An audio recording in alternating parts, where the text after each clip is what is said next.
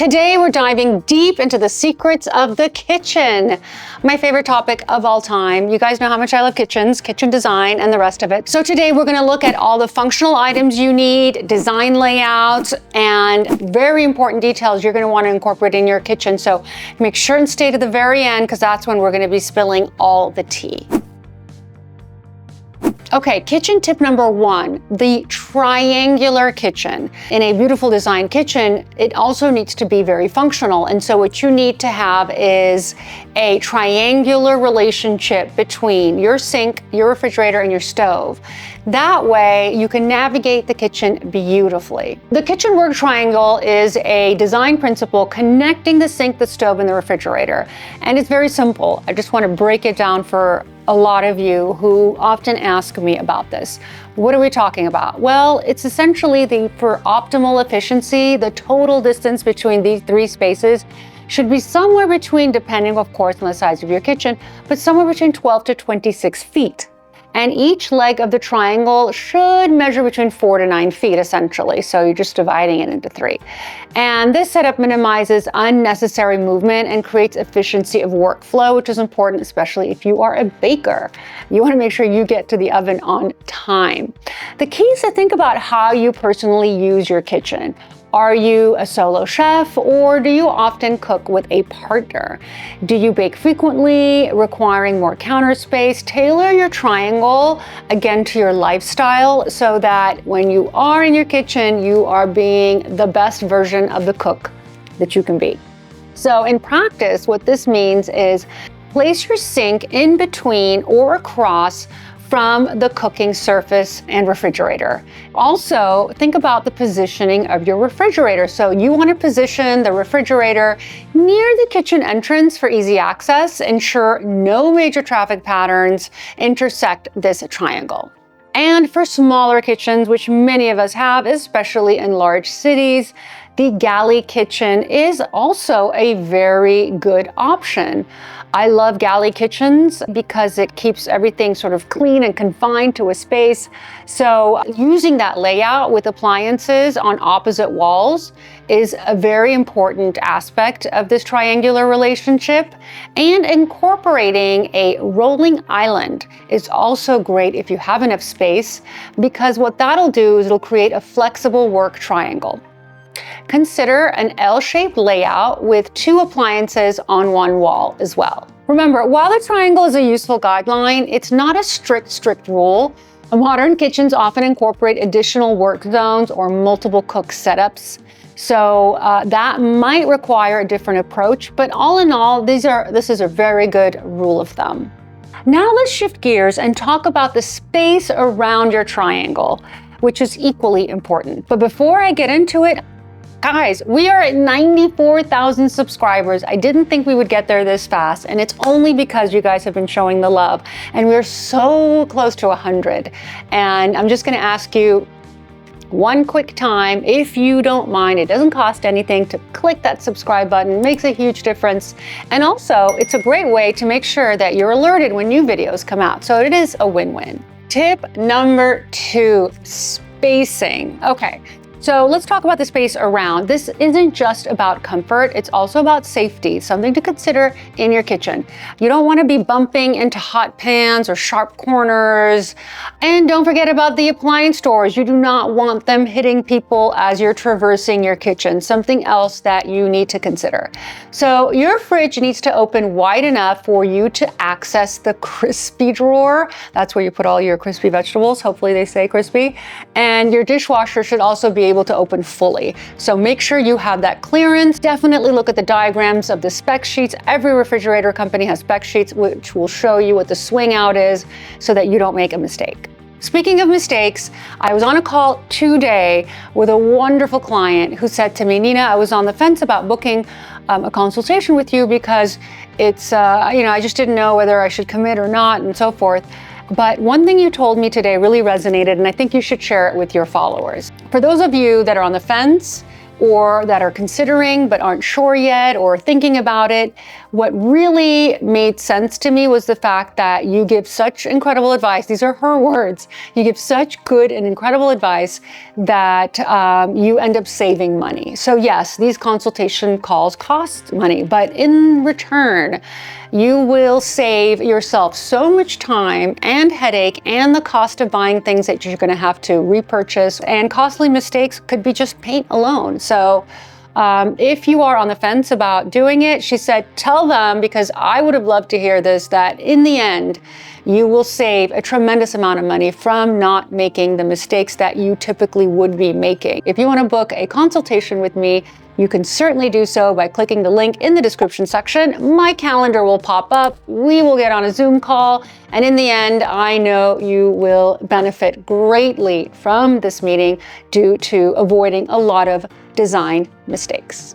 So a lot of you might say, well, I don't know what the distances should be and shouldn't be. And you know, honestly, I wouldn't know either if this wasn't my profession. So take a screenshot. You're going to want to remember this. What we are recommending is approximately 42 inches minimum between two counter edges. So imagine you've got your cooktop counter or your sit-in counter and the island. So the distance between the island and the cooktop counter or your any other counter in the kitchen should be at a minimum of 42 inches. Otherwise, it's just going to be too tight. If you are a two-person party kitchen person and you like to have fun in your kitchen with two or more cooks, then you're going to really want to consider moving that to 48 inches. If the island includes a cooktop, increase the clearance to 60 inches on that side. Hopefully that makes sense. Also, lastly, ensure at least a 36-inch floor space clearance in front of each appliance.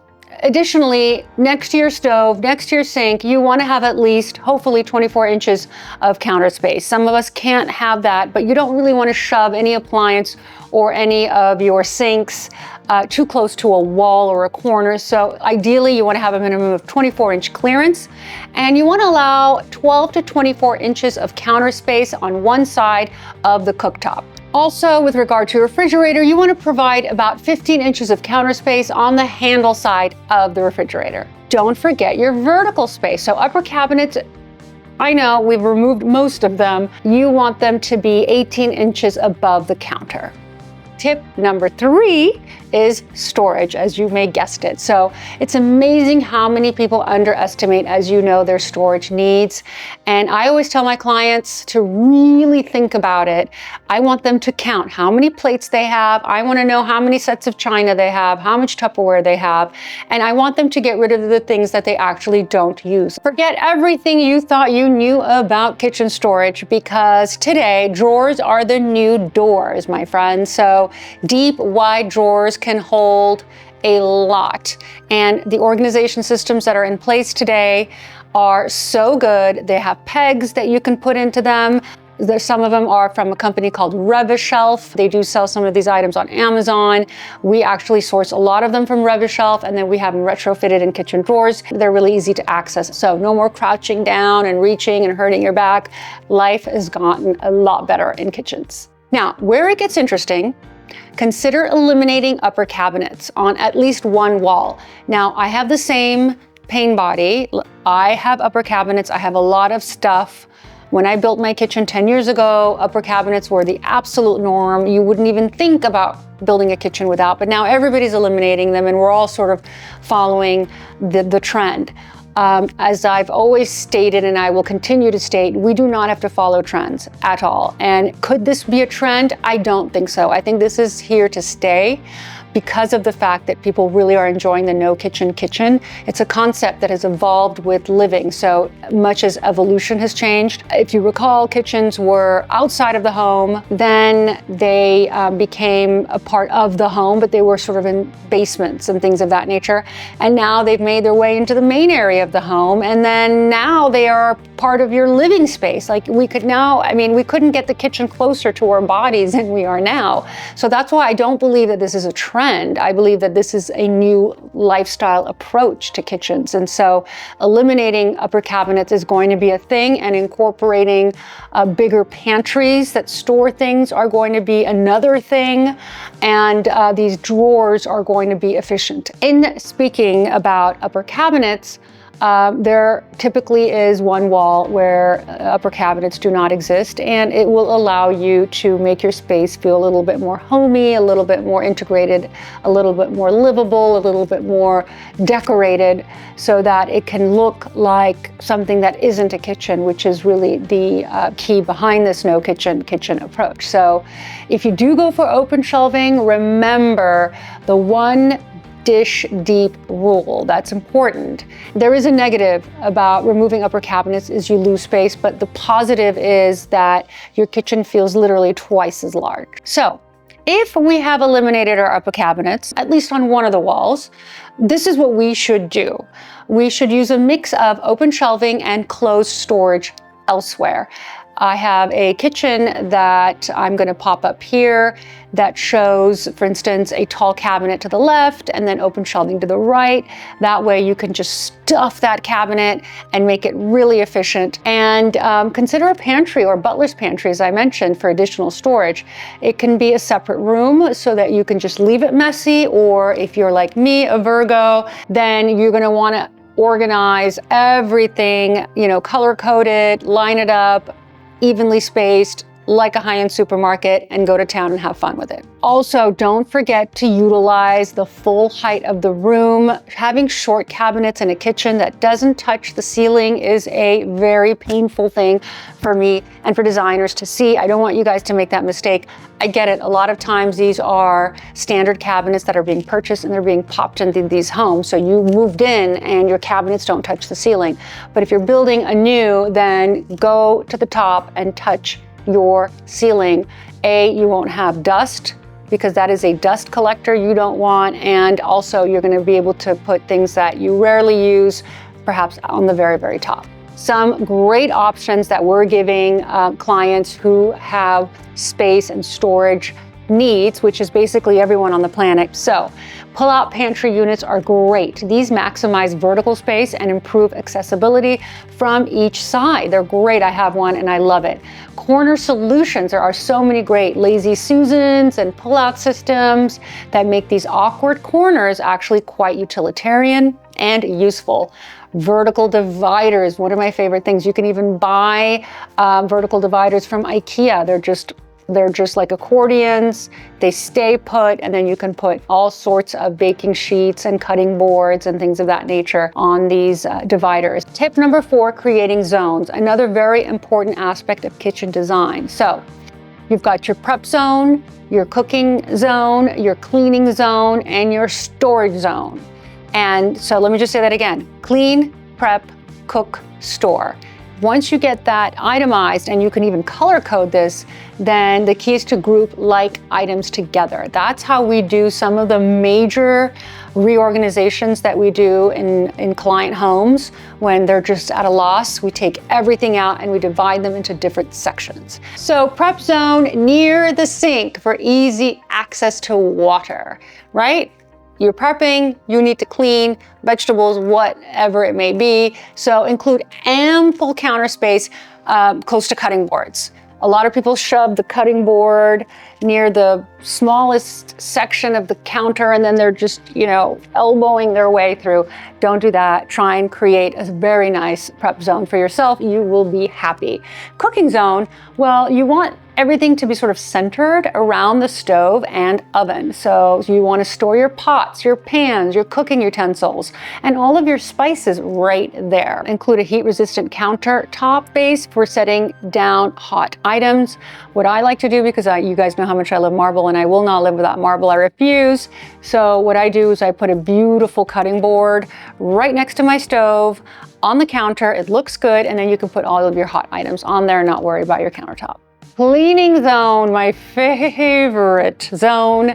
I love cleaning products. In your cleaning zone, Guys, it's obvious. You need to be near your sink. You need to be near your dishwasher. You want to include storage for cleaning supplies and trash bins. Consider a separate hand washing sink if space allows, or vegetable prep sink if space allows. Usually we put them in islands that are very, very large on one end so that you can have, an additional workspace for extra people or when you're throwing a party. Storage zones are my favorite. So your storage zone is going to include the pantry and the refrigerator. Why? Because the refrigerator essentially houses all of your perishable, and then your pantry houses all of your non-perishable items. And so you want to store your dry goods, you want to store your less frequently used items sometimes in areas that you have limited access to. Serving zone is a very important zone.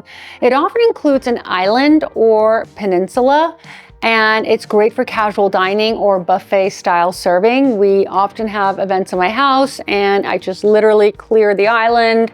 We throw on a large runner, and then I just put all the food on the counter and people just serve themselves and they go and sit wherever they please. Let's talk trash, literally. But before I get into that, quickly, I'm going to tell you what I'm wearing since so many of you ask. I am wearing a beautiful blazer. I've worn this now, maybe this is my third time wearing it, so I absolutely love it. It's a wintry type of material. It has cording. It's by English Factory, and it's got these lovely gold buttons. Again, we'll link this in the description section. I bought its matching short shorts with it, which are really cute, which you could wear with opaque tights in the winter. And finally, my jeans are beige and my ballet flats are black and white from Chanel.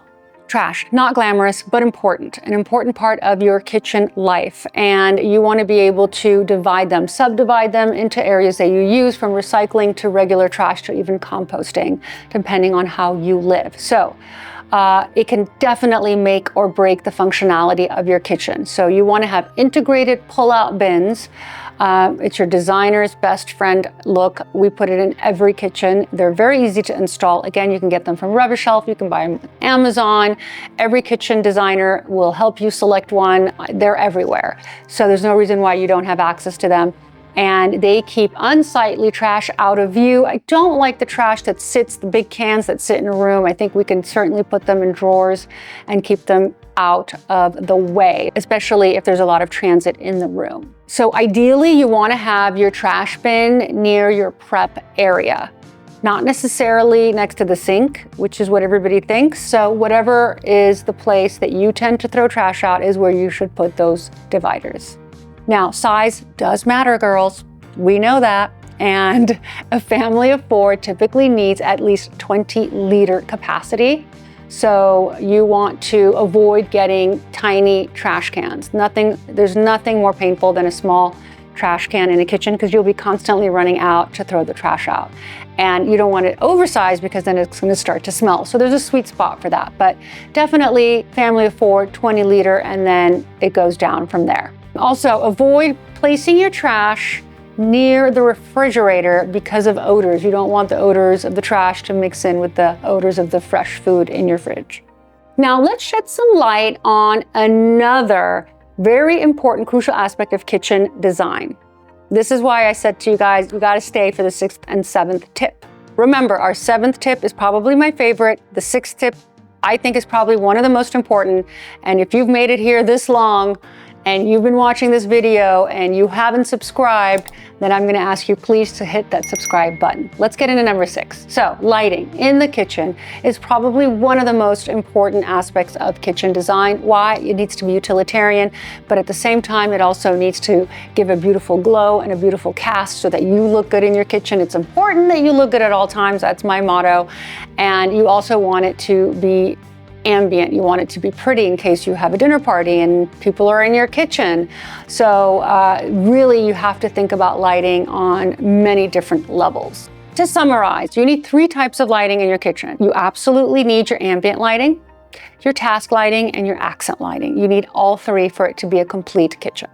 Task lighting is crucial for food prep. So this could be your under-counter lights. It can also be yours that will help you see what's in the stove, and those are usually in the vent above in the hood. Also pendant lights, sometimes that can be hyper focused on becoming task lights. So light over an island is also important, so that if you're prepping food, you want to make sure that's illuminated. Accent lighting adds that je ne sais quoi, that designer element that I love, that we put in so many kitchens, but they're really for decor. They're not really for anything more than that. They're just pretty. And in open shelving, you also want to maybe make a statement and have some of that beautiful decorative lighting. The secret? Put everything on a separate switch. This is where I'm giving you guys an example of where you're going to save money. So let's say you hadn't seen this episode and we get on a Zoom call and you've already wired everything, and then I tell you, oh no, you should switch it out. Meaning literally you need different switches for different elements in the room, because, and I see this in every house, I'm talking multi-million-dollar houses get this wrong. But we on this channel are never going to get it wrong, because this is one of the most important takeaways from my design meetings with big developers is, and I keep having the same conversation, is you don't want your art light to be the same as your ambient light, to be the same as your task light, you just have to separate these on switches. I don't care if your switch panel is long, you are going to love me later. So if you've got your task light, needs to be separated from your ambient light, because if you want to have a moody look in your kitchen, if you're having, cocktails and you want to throw some food on the countertop, well, you're not going to want your task light on at the same time as your moody light, right? You want to be able to separate them, and the only way to do that is to have them on separate switches. Finally, let's talk about the most important part, which is tip number 7, pulling it all together with materials. I told you this was going to be good. Tip number 7, materials. What makes a kitchen a kitchen? What makes a kitchen beautiful are the materials you will be using and the mix of those materials. And let me tell you, I see this done incorrectly over and over and over and over again. It pains me to see this, but you guys, as members of this channel and being as wonderful as you are not going to get this wrong. So what you need to do, it's overwhelming, quite honestly. There are so many options, and each year you are presented with more and more options. So then you're just at a loss, and I don't blame you. Even designers get lost. So, as I mentioned, this is where many kitchen designs fall flat. Mixing materials is an art. Honestly, it is. And it's easy to go overboard. It's easy to get the wrong combination. So what is the classic mistake? Matching wood flooring with wood cabinets. You do not need to match your floors with your cabinets. Look at this photo of this terrible kitchen. I don't mean to insult somebody's kitchen, but what could have been an amazing kitchen, which is no longer an amazing kitchen, is when you are matching your floors to your cabinets. Do not do that. Unless you're a pro, this often ends up looking like a sauna, or, right? There's no better way to say it, and it can go wrong quickly. So instead, aim for contrast and complement. Color is back. I'm so glad it's back. I'm so sick and tired of the no color color. I love a color. Nothing that we state in any of these videos are, earth-shattering, but it is important to restate that color in a kitchen can look so good, whether it's a burgundy, a deep burgundy, or whether it's a hunter green, or whether it's black even. My kitchen has black cabinets, guys. I love it. I'm loving it still 10 years later. And so you want to be able to incorporate different wood tones, different colors, different elements. Whether you're putting in a terrazzo floor, then what kind of stone are you going to pick for your marble island, as an example, or if you're using a quartzite, what should you do with your floors? This is where there is no right or wrong, but there is great design and terrible design. So if you have any wherewithal or any doubt as to what you are doing, this is a great time to consult with someone who can share a good combination for you and with you. Now, countertops, a big topic in kitchen design. Should you do quartzite? Should you do marble? Should you do granite? Should you do steel? I mean, the possibilities are endless. You guys know what I think. And if you don't, I'm telling you, my favorite of all time is marble. I love marble. I can't live without it. So for me, the design, the look is more important than the utilitarianism of it. And I know a lot of you are going to sound off and say, well, I want to be able to cook in my kitchen. I don't care what. Okay, I get that. I'm all happy for you. And if that's the case, then definitely go for a man-made material. There are so many good ones out there. Do I love them? No. Do I say use a porcelain slab? Absolutely not. They will chip, the corners will chip, it won't look so great. But maybe a quartz material, which is thick, a composite material, which is thick, is okay. I'm okay with that. And by the way, you can cover your marble these days with what's called tough skin. Tough skin is essentially like a plastic cover that you put, that you can't see, it's matte, and you just basically coat your marble with it, and it really is, it's costly, so you got to think about that, but it just really protects your marble. We are not doing crazy designs and backsplashes anymore. There's no Mediterranean scene in the back of your stove or a Provence fruit platter. What it is essentially clean, good design, timeless design. We just want to keep perhaps zealage tiles look great as a backsplash.